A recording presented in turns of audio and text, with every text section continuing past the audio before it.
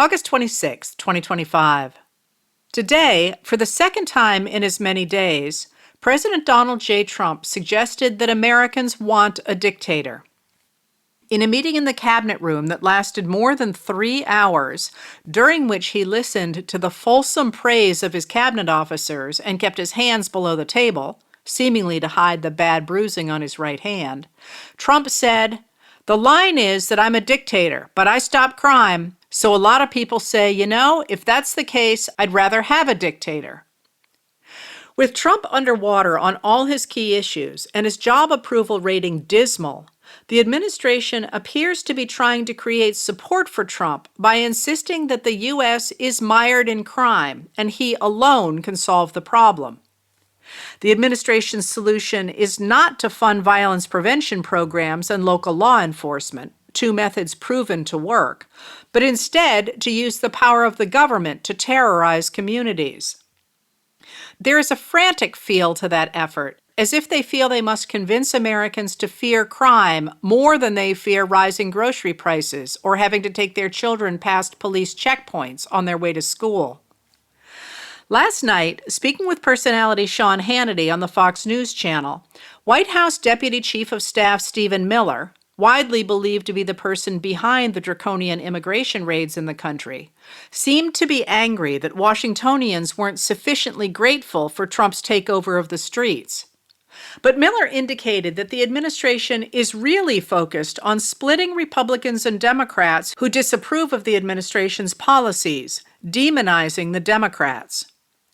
Miller asserted to Hannity that the Democrat Party does not fight for, care about, or represent American citizens.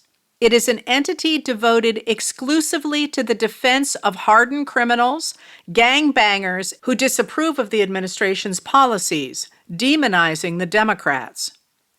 Miller asserted to Hannity that the Democrat Party does not fight for, care about, or represent American citizens. It is an entity devoted exclusively to the defense of hardened criminals, gangbangers, and illegal alien killers and terrorists. The Democrat Party is not a political party.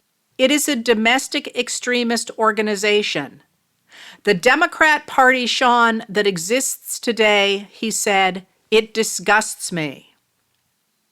Now, with Illinois Governor J.B. Pritzker taking a stand against the deployment of troops in Chicago, Trump appears to be nervous about sending troops on his own hook, and instead is trying to pressure Pritzker to ask for them. In the Oval Office today, he complained that Pritzker wasn't asking for troops, and on social media tonight he called Pritzker an incompetent governor who should call me for help. And yet, for all their talk of dispatching soldiers to combat crime, National Guard troops today were picking up trash in Washington, D.C., and working on dozens of beautification and restoration projects. The administration's focus on crime to win back support for the president is going to have to overcome increasing uneasiness with Trump's attempt to take control of the nation's monetary policy. In a letter posted to social media last night at 8:02 Eastern Time, President Donald J. Trump announced that he was removing Federal Reserve Board Governor Lisa Cook from her position for cause.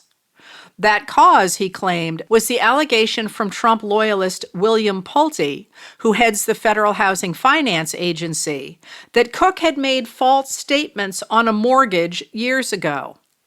With Pulte's help, the administration has gone after a number of Democrats with such allegations. Cook has not been charged with any crime. Historically, for cause has meant corruption or dereliction of duty.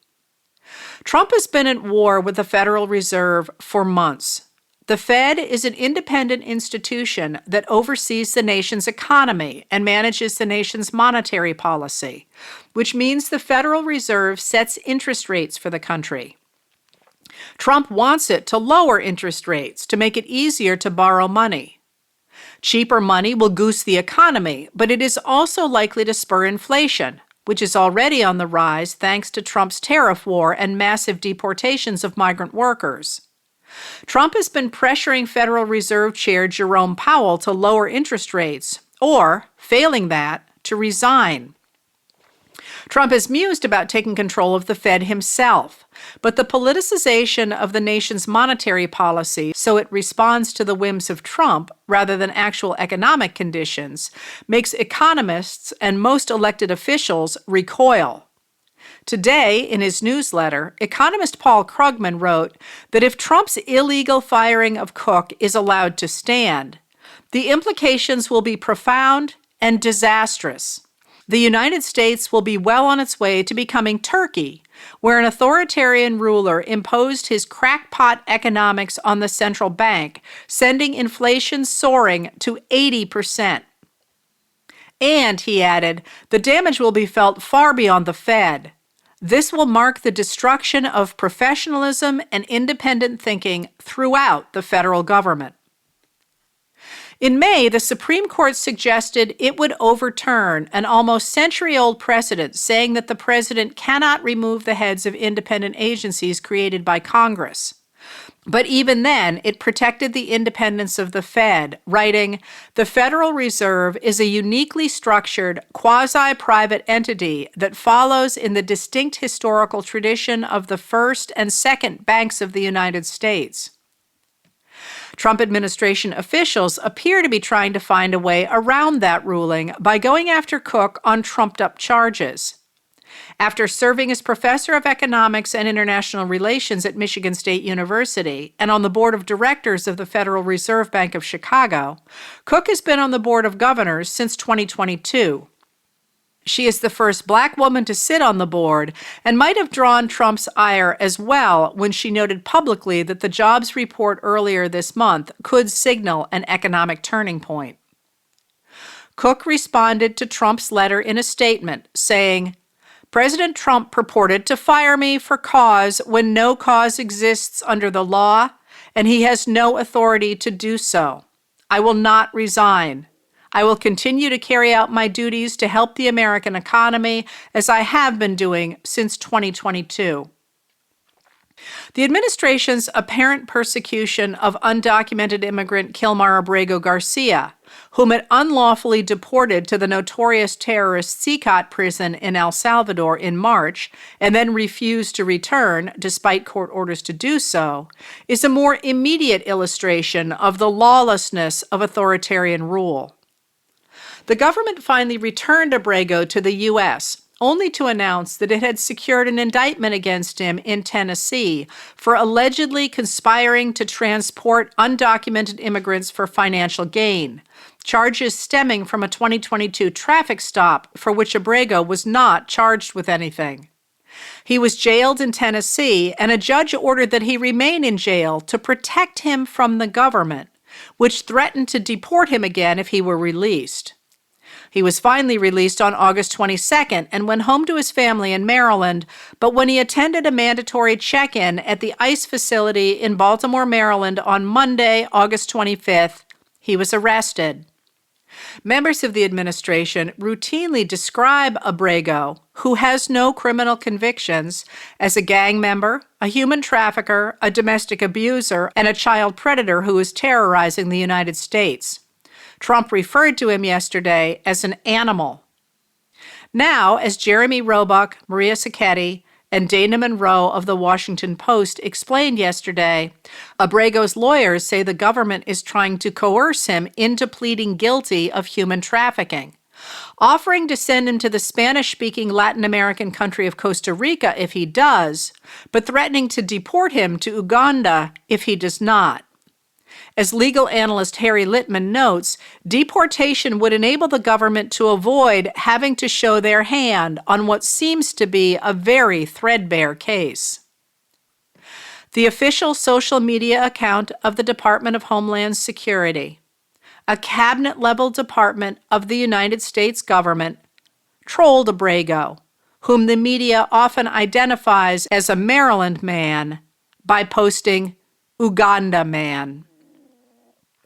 U.S. District Judge Paula Sines, whose order to return Abrego to the U.S. the government ignored for months, indicated she had no faith that the government would obey the law. She temporarily barred the administration from deporting Abrego until she can make sure the government follows the law, making the Department of Justice lawyer confirm he understood that your clients are absolutely forbidden at this juncture to remove Mr. Abrego Garcia from the continental United States. Tonight, Democrat Caitlin Dray won a special election for the Iowa State Senate, breaking a Republican supermajority and flipping a seat in a district Trump won by 11.5 points in 2024. Dray won the seat by 10.4%, showing a swing of more than 20 points to the Democrats. And in a 7-way race in Georgia for the state Senate in a deep red district, the lone Democrat, Deborah Shigley, came in first with 40% of the vote. Since no candidate won 50% of the vote, Shigley will face whichever Republican candidate comes out on top. The top two are currently hovering around 17% in a runoff on September 23rd. Letters from an American was written and read by Heather Cox Richardson. It was produced at Soundscape Productions, Dedham, Massachusetts. Recorded with music composed by Michael Moss.